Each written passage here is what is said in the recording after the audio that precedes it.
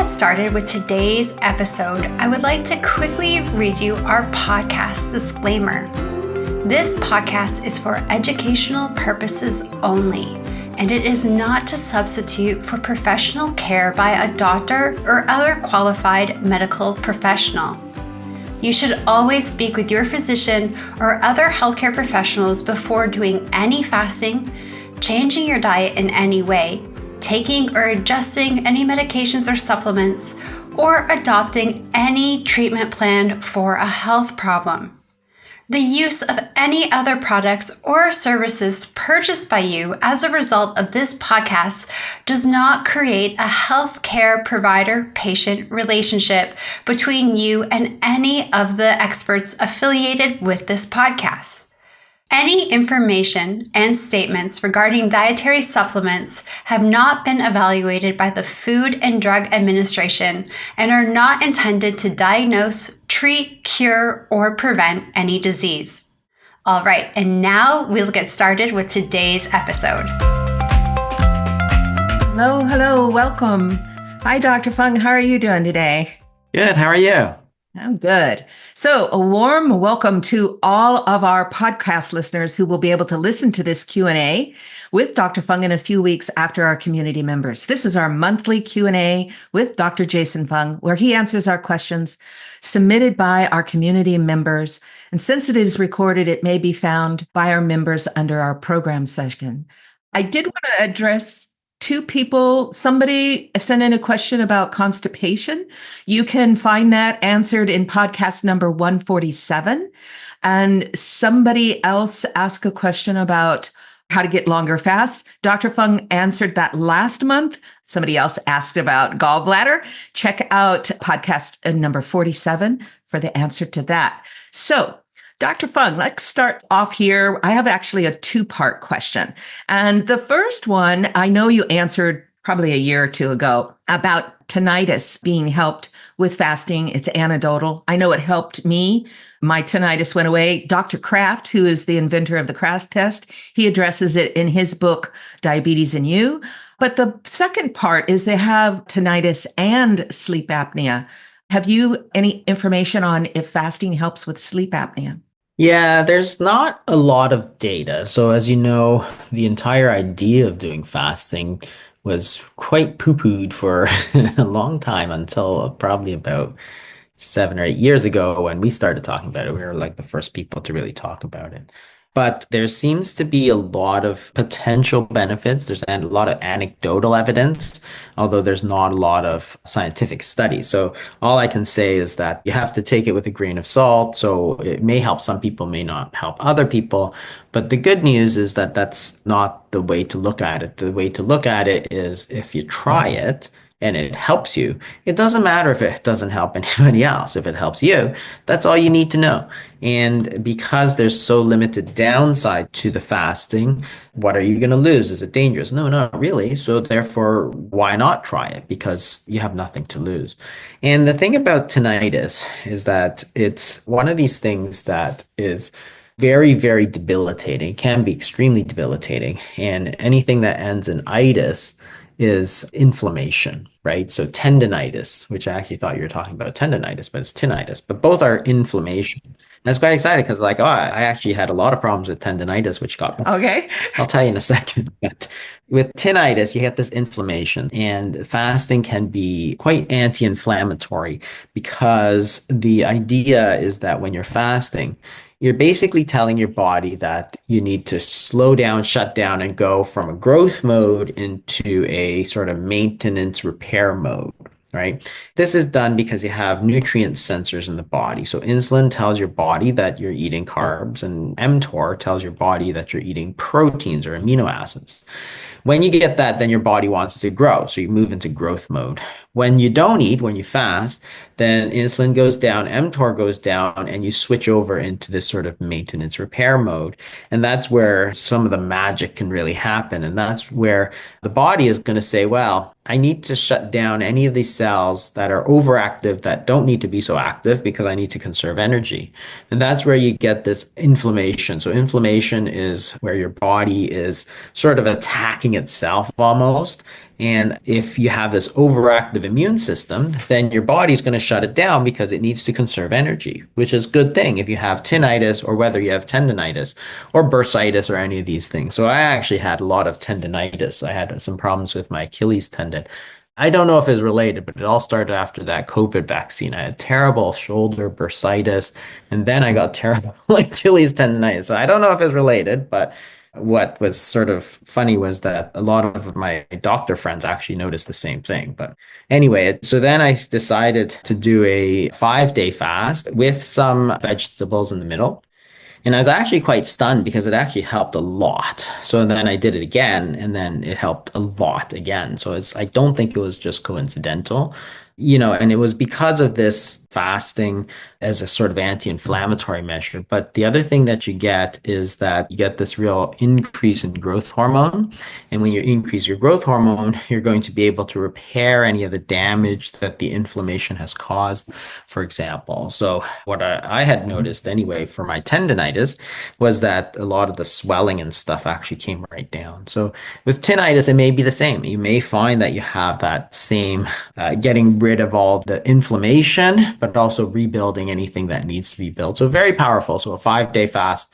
The data on this is mostly from this company called Nutra, which does a fasting mimicking diet. And what they do is they give you a 5-day fast, but not a complete fast. You actually get some food. So they sell you the food packages that go with it. I didn't use that. I just took a little bit of vegetables. So rather than a full fast, I did a bit of vegetables with it. So that is very similar because that's where the data is. There's no other good data on anti-inflammatory action of fasting. And again, I was quite surprised that it was actually quite effective. So I actually quite like that. So if you do a fast, remember, you don't have to go water only fast. Sometimes you can take a little bit of vegetables. And keep in mind, I ate once a day and I ate probably a small head of broccoli. It was probably like 200 calories. So very little, but it was something.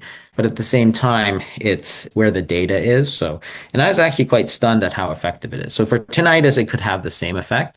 Sleep apnea is a different problem. And often that's related to the snoring, and the sleep apnea is a loss of tone in the upper airway. So as it falls back, it causes you to stop breathing. So again, if you get rid of some of this excess tissue inside the pharynx, it flops back. So if you get rid of some of that, which the fasting is going to be very beneficial for, then you could potentially reduce the sleep apnea as well. Because again, it's just got better tone. You're losing some of that excess tissue because the body's going to start to resorb it. And so these are some of the things that might be beneficial with a longer fast. And again, maybe with a little bit of vegetables, so it's not a full fast. And here we talk about fasting alternatives. We talk about fasting training wheels because you don't have to do water only. You don't have to be a purist. You can get a lot of the benefits. So if there's a way to get like 90% of the benefits, but at 60% of the effort, yeah, then it's a good deal. Right. So fat fasting is sort of like that. It's not a fast, but you're getting a lot of the benefits without doing like the full amount. Right. So that's where this sort of longer fast with some support might be a very, very useful thing. And the good thing is that, hey, if it works, great, do it. If it doesn't work, then do something else, right? You always have to understand that your own body reacts differently. Mine will react differently than yours, will react differently than somebody else's. So just because it worked for me doesn't mean it worked for you. You have to find out what works for you. So you have to try it and see. But you can take these suggestions. That's what we're here for, to help each other. And just a quick thing about the question, the podcast and stuff. And you can also ask Jamie if you have a question about that. She'll be able to locate those resources as well. Right. Yeah, I've always been an autophagy fast person. And because of my migraines, because I had 160 pounds to lose, I wanted the misfolded proteins to be eaten up. I wanted the autophagy. I didn't want to have skin surgery. But I am calling 2024 the year of fasting aids because I have suddenly started using fasting aids through my fasting. And it does help me make it through. So yet again, after 6.5 years, I tweaked it. So yeah, I just started tweaking it this year too, because the thing about the data is that the fasting mimicking diet people, because they have a product, they're interested in doing research, which is great. So if they do the research, then you have to say, well, this is what they do. So if I copy it, I should do something similar to what they do, which was actually 5 days, but with some food. And again, I initially thought it was sort of silly. Why don't you just do 5 days straight? But having tried it again, I tweaked it and I thought, it's not bad at all. And I think I get almost all the benefits. So it's interesting because when they do the studies, they claim that there's actually more benefits. So it's possible, I suppose. I mean, it's all up to the research. And if you're doing the research, then at least we have something to talk about. Great. I have a question here. This person says, is distilled water okay to drink? Background, we have a distilled well water for drinking on our property, and it isn't palpable otherwise. So I know that the distillation process takes everything out of the water. And I'm wondering if I need to add stuff back in, like minerals or something. Yeah, distilled water has nothing in it. It doesn't taste very good, I don't think, because some of the minerals give the water sort of their distinctive taste. So most people don't drink distilled water straight. It's very flat. It's very, you can buy it, right? Like if you go to a grocery store, you can buy distilled water. And it's great to make stuff with, but it actually is quite funny tasting, I think. Maybe I'm not used to it because it has nothing. So when you have companies like Dietary, for example, they never sell just distilled water, even though they could. They actually put back a bunch of electrolytes, and same with mineral water, right? So when you get it from the springs, there's a certain mineral content in it, and that's what gives it that little bit of flavor. So you see this with any of the waters that are out there, whether it's like San Pellegrino or Evian or these sort of things. So the purest water you can get is distilled water, but it tastes very flat because it doesn't have any of those mineral ions. You can drink it, there's nothing wrong with it. But on the other hand, a lot of people will take a little bit of electrolytes. The problem with tap water, if you ever ask any sort of city officials and stuff, they say, well, it's good for you and it's fine. But the problem is that there's all kinds of stuff in the tap water that you don't know. Now, some of it is probably good. So there's some minerals and stuff in there as well. But with tap water, everybody gets the sneaking suspicion that it's probably there's all this other stuff in there that's not so good, aluminum and all this other stuff, and chlorine and so on. So that's why I use a Brita filter just to filter the water. So certainly you can, but I think taste is one thing. The amount of minerals, if you're worried about the minerals in it, then you can always take a supplement, like any kind of standard multivitamin or whatever, if you're worried about the minerals. On the other hand, I don't think it's necessary to drink distilled water. I think that most of the water that we drink is fine. Tap water is probably fine. I just take that extra step to use a Brita filter. Personally, that's just what I do. Because with municipal tap water, when they clear it, they use some kind of aluminum thing. It's some kind of compound that it contains aluminum to make it clear. And, I'm always worried that there's a little bit of aluminum because these are really small parts per billion sort of thing. So I'm always worried that there's a bit of aluminum because, aluminum content has been linked to Alzheimer's disease, right? So aluminum pots, which were used very prevalently in the 70s, some people think that the aluminum that you get from the pot, which is that tiny bit overall, could contribute to things like Alzheimer's. So I just use that. But yeah, if you want to, you can, but you don't have to.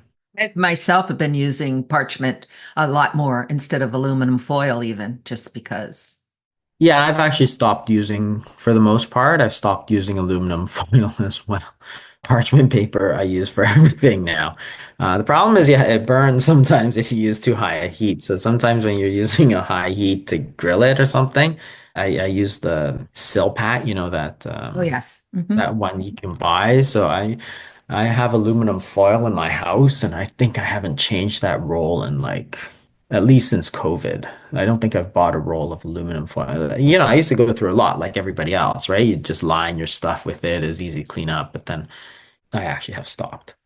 This person is talking about the convenience of working people going out to restaurants, getting food.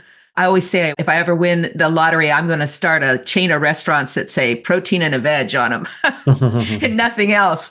But they said it's not always easy, or there are not a lot of good options. Is there a certain type of restaurant that would be the best for simple, no prep, not a lot of additives in their foods. For someone who doesn't want to cook a lot, do you have like, should you look for Thai restaurants or Japanese restaurants or Italian restaurants, or which ones do you think are most friendly for somebody who's wanting to eat out? Yeah, I think Japanese is quite good because you can get like sashimi and stuff, but it tends to be kind of pricey because seafood tends to be a bit pricey. Yeah, I mean, Italian restaurants are a bit difficult because there's a lot of pastas. So if you're trying to cut down the carbohydrates and stuff. Now, most Italian restaurants will have other things like veal and so on. Again, that tends to be a bit on the pricier side of things. But certainly a lot of the Asian restaurants are also based on noodles and rice sort of thing. But you can get good choices at a lot of these places. So even if you go to a Chinese restaurant, they usually have a huge, substantial menu. So then you can just get the vegetables and kind of thing. Interestingly, some of the fast food places are actually not bad. What I often do is get a lettuce wrap with the burgers. So things like McDonald's won't do it, but I know A&W does. You can get it replaced as a lettuce wrap for free. So you get whatever burger you're going to get, then you get the lettuce wrap instead of the bun. And it's actually not bad because they always make guarantees. A&W, for example, says that they use pesticide-free beef, and Wendy's uses never frozen beef. And so they're actually not bad because they worry about the perception. Some of the fast food restaurants actually you can get pretty good options. You don't get the fries, obviously, and some other things, but the lettuce wrap burgers, and I know some people go in and just buy the patties as well. I've seen that online where people just buy the patties. So that can be an option. Steakhouses obviously it's there, but it's on the pricey side. The chicken restaurants, I would probably, because a lot of them do fried chicken, there it's a little different. It's not so much the breading, because there is a bit of carbs in the breading, but there's always this concern about high temperature cooking with seed oils, which is a whole different discussion. But seed oils, so a lot of the deep frying is done in vegetable oils because for a long time we were told that vegetable oil is good for you. The problem is that they're not that stable. They're not that heat stable.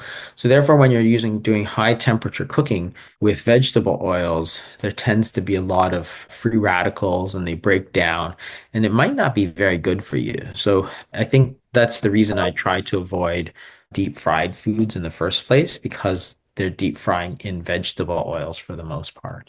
So those are some things, but you can actually get pretty good options. I mean, even if you go to Subway, you don't have to get the bun anymore. You can put it in a bowl, and Chipotle, you can do it as a bowl. So if it's actually very good too, the Chipotle, because you can choose whatever you want. If you put it in a bowl, you don't get the rice, but you can get beans, which is, yes, it's a carb, but it's unrefined and there's a lot of fiber in there. And you get the chicken and stuff. So there's a lot of good options, even in the fast food restaurants or the quick service restaurants like the Chipotles.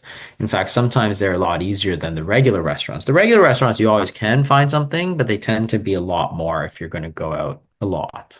Yeah, I had one client and she just started wearing a CGM and her company had a meeting that she had to go to that was at a Italian chain restaurant and she was so worried about it, but she had listened to your video on carb order. And so she's like, well, if I'm going to have a carb, I'm going to have it last. And so she thought she did pretty good, but she was still pretty worried. And then the dessert menu came out and she was going to order, but she decided to check her CGM first. And when she got her reading, she realized she hadn't spiked. She hadn't done that bad. Yeah. So then she was more at ease of, nope, I don't need the dessert. I'm fine. Whereas if she'd already blown it, she might have gone there. Right. Yeah. So Yeah. another good thing about feedback from the CGM. Yeah, and there's ways to change the carbs so that they're not spiking your insulin and glucose quite so much. The carbs, the vinegar, for example. Cider vinegar, yeah. Fiber is a good way to sort of neutralize a lot of the effect of the carbs, making sure you're eating unrefined carbs. So it's interesting if you look at sweet potato, for example, versus a regular potato. It's actually quite different. The profile is quite different. The glycemic index of a sweet potato is actually not even that high. And it's because it's unrefined and the way it gets absorbed, there's a lot slower digestion to it. Instant oatmeal versus steel cut oatmeal. So there's these differences in the food itself.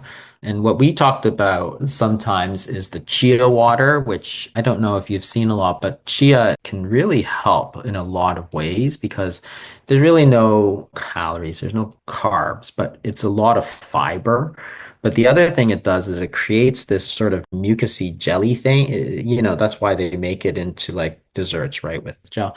But some people say that when you take the chia seed with the water, that it has this sort of mucus that sort of coats it and slows down the absorption of other carbs, for example. So not only are you getting the fiber, it's got that filling effect. Maybe it may be even helpful for slowing down that effect. That's super interesting because chia seeds are, you put it in a bit of water and they get that little bit of gel.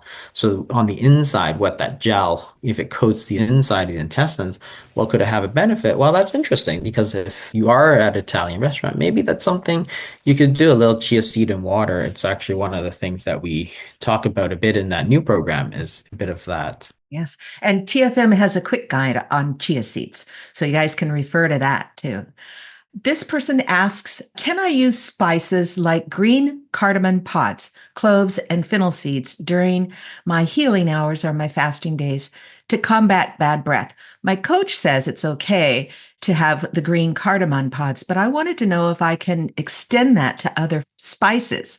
And also, are there any that I should specifically avoid?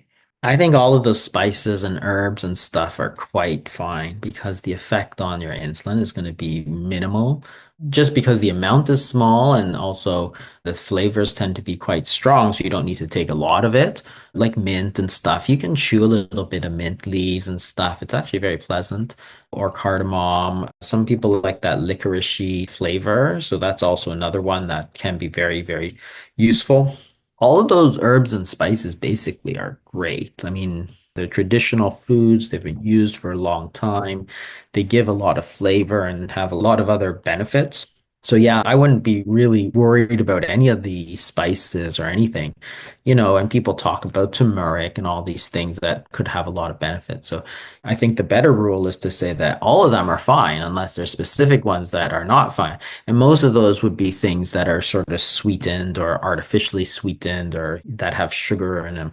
But most of them don't, right? Unless you put it with a little sugar or a little honey or something like that, then yeah, then maybe that it is, but it's more because of the sugar or the honey that you put with it. Great.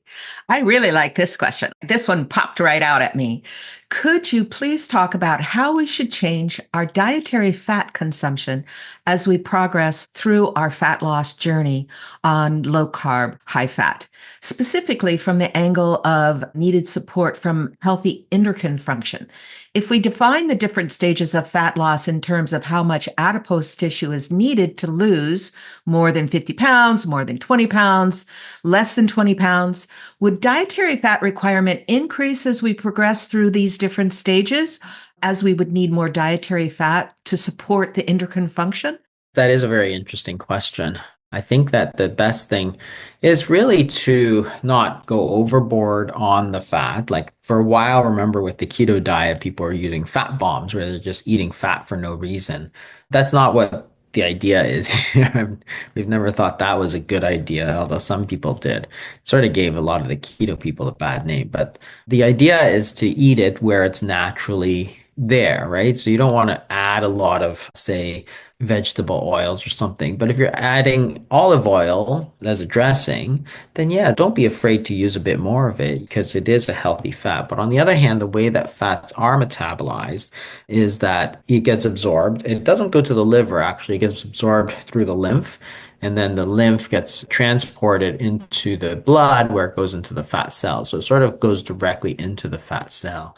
You don't want to be low fat because there are essential fatty acids that are necessary. But on the other hand, if you're adding a lot of extra fat to your fat cells, then you're going to have to work that off too. So you don't want to be super high as well. You don't want to be low. You don't want to be high. You just want to be what you normally would be. So if you want to fry stuff in oil, if you want to fry your eggs in butter, fry your eggs in butter, right? That's just the natural way. People used to have been doing that for thousands of years. Not to be super low fat because again, I think that there's other health consequences when you do the things like that. So for example, back in the day when everybody was low fat, low fat, low fat. So remember, Oh, yes. and I went through all my formative years as, low fat, low fat. Everybody got that. So I was using a lot of non-stick cookware because then you needed very little oil, and that was the point.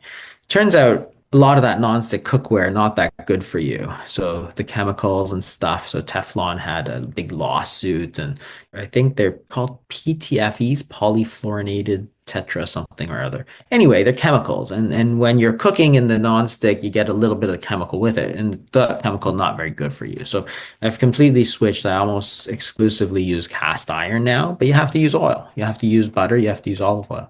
So, the best thing is that do your needs change? They probably do, because you probably need less fat if you have a lot of weight to lose, if you have a lot of body fat. But on the other hand, how much is too much, how much is too little? If you're eating natural fats, butter, olive oil, animal fats, then you don't have to worry. If you're at 20, 30, 40%, which is sort of an average number, then that's fine. You don't have to be like keto, which is like 80%. You don't have to be low fat, which is like 10%, right?